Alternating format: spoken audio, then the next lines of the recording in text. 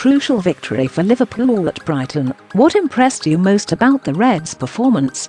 As has been the case for most of this season, the controlled nature of the performance, a sign of a title-winning team, was the most impressive thing for me. Defensively, we were really solid and never gave Brighton the chance to get the home crowd up. That sensible approach is a real sign of maturity.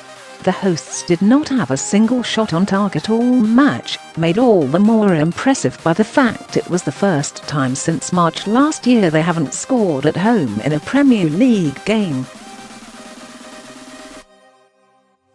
Fabinho at centre-back looked like he felt at home there. Jordan Henderson and Gini Wijnaldum in the middle of the pitch were not great first half, but were much improved in the second, and with the quality up at the top end of the pitch, you always expect the Reds to score at least once.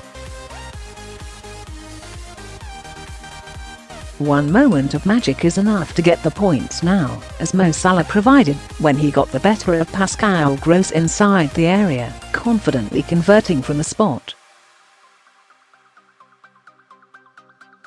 16 wins from 16 games against the teams outside the top 5 this season is a real improvement. That will be the difference if Liverpool do win the league. Where previous campaigns under Jurgen Klopp have been punctured by defeats at the likes of Burnley and Bournemouth, or frustrating draws at Anfield against West Brom and Stoke, this season the clinical consistency of results against the lesser sides will hopefully yield the reward of the Premier League title.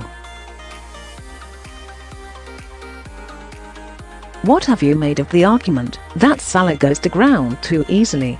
Personally, I think it's a difficult argument to buy, really. At Bournemouth in December, Salah was blatantly hacked at by Steve Cook, who raked his studs down the back of his Achilles, and yet the Egyptian carried on and scored.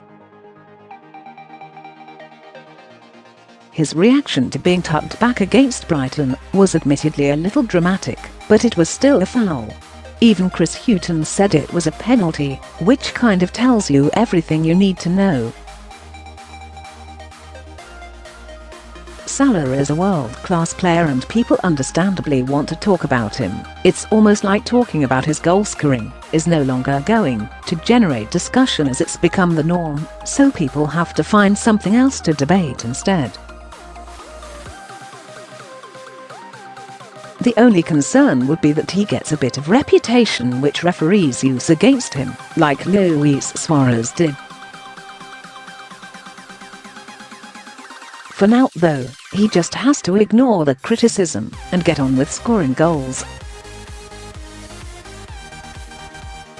Trent Alexander-Arnold's injury creates a problem for Jurgen Klopp. What have you made of the decision to allow Clyne to leave, and who should play at right back in Trent's absence? It was a strange call to let Clyne go in my opinion, given he did so well against Manchester United and can also cover left back as a better option than Alberto Moreno. The injury to Trent has only made it stranger, but Jurgen Klopp does have options. The manager doesn't like to have a big squad which he knows he cannot keep happy, so if Clyne wanted to go and get more game time, he was always going to allow that. He has just about got away with it in terms of centre-back options, having sold Ragnar Clyne without signing a replacement in the summer, and he should just about get away with it again here. James Milner is the one who will slot in at full-back as he has in the past. Fabinho plays there for Brazil, but I'd rather keep him in the centre of the pitch if possible, and he may well be needed at centre-back again should Joel Matip pick up another injury, which is far from impossible.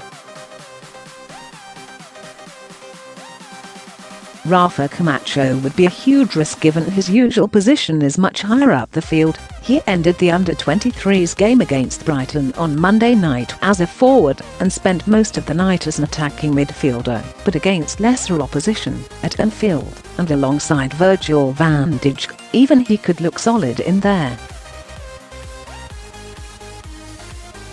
Depending on how long Trent is out for, Joe Gomez might come back before him, in which case he would be able to play there for a couple of matches as he has done expertly before.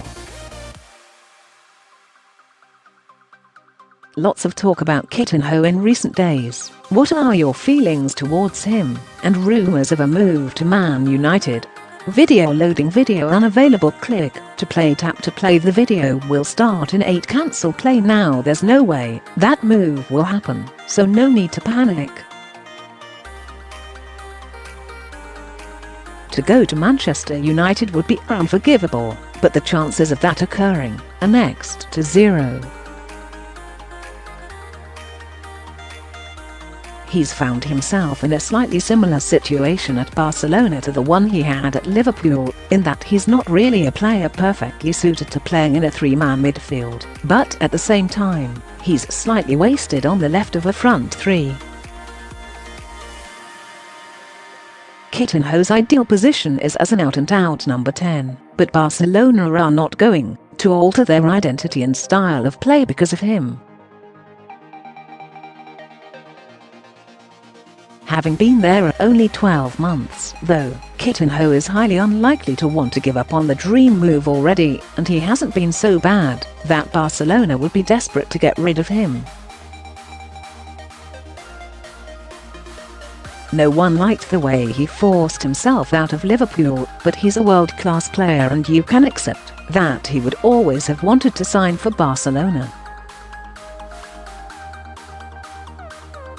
Given the success the Reds have had without him, it's hard to get too angry about him no longer being around. If it came to it, I'd certainly take him back to Anfield. He is one of those players who is simply a joy to watch. Having forced his way out, though, Klopp may well see it very differently. Liverpool are unlikely to do any business in January. Do you think that's a mistake? The only way of knowing that will be at the end of the season. If the Reds finish a point behind Manchester City, then everyone will say one more player would have been the difference, but there is no way of knowing right now. You can always improve the squad, even though the team is at its most rounded in my lifetime, and if someone becomes available at the right price that the club wants, getting them now is a no-brainer. Unless that happens, though, it's hard to see it happening. If Klopp was going to invest this month, it would have already been done by now, as happened with Van Dijk last year. Michael Edwards and Klopp usually have very specific targets and always look to get the best value out of signings, which is never going to be the case in January, and given their recent record in the market, it's tough to put forward a convincing argument for not spending being a mistake. Any other business? Looking slightly ahead, it's going to be fascinating what business the Reds do next summer, league champions or not. There will be a number of departures. Moreno, for instance, looks certain to move on, but there are several young players waiting in the wings who could be potential in-house replacements. At left-back, 19-year-old Adam Lewis could be one who steps up to become Andy Robertson's deputy, while Roland Brewster will hopefully have a full pre-season and be able to make his mark. Add in Curtis Jones and the Reds have some really promising young talents, not to mention the returning Harry Wilson, who it will be really interesting to see what the club has planned for.